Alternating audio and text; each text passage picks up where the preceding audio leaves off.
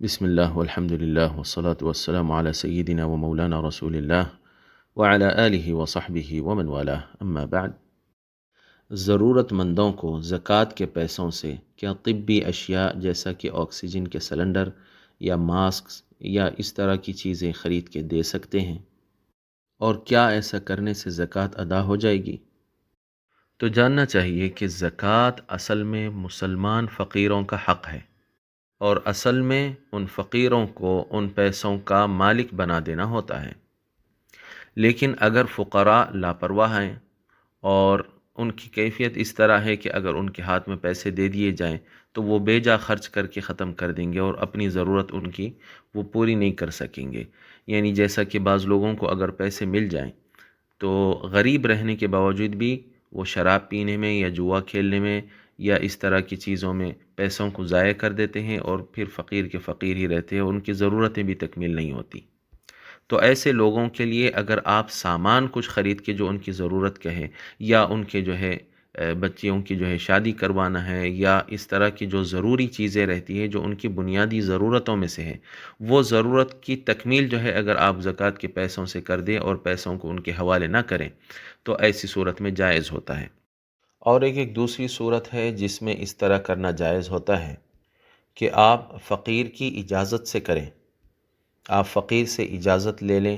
یا اس کی رضامندی حاصل کر لیں کہ میں آپ کو بجائے پیسے دینے کے آپ کو یہ فلاں چیز جو آپ کی ضرورت کی ہے وہ فراہم کر دیتا ہوں۔ اگر اس کی اجازت ہو جائے تو پھر ایسی صورت میں آپ اس کو دے سکتے ہیں۔ تو یہ دو صورتیں ہو گئی ہیں جس کے اندر آپ پیسے کو اپنے ہاتھ میں رکھ کے فقیر کی جو ضرورت ہے اس کو زکوٰۃ کے پیسوں سے تکمیل کر سکتے ہیں۔ پہلی صورت یہ ہے کہ فقیر نااہل ہو، کم عمر ہونے کی وجہ سے، یا پھر جیسا کہ مثال دی گئی کہ وہ پیسوں کو سنبھالنے کی صلاحیت نہیں رکھتا اور اس کو بے جا خرچ کر دینے کا امکان رہتا ہے۔ یا پھر دوسری صورت یہ ہے کہ فقیر سے اجازت لے لی جائے یا اس کی رضامندی کو دیکھ لیا جائے۔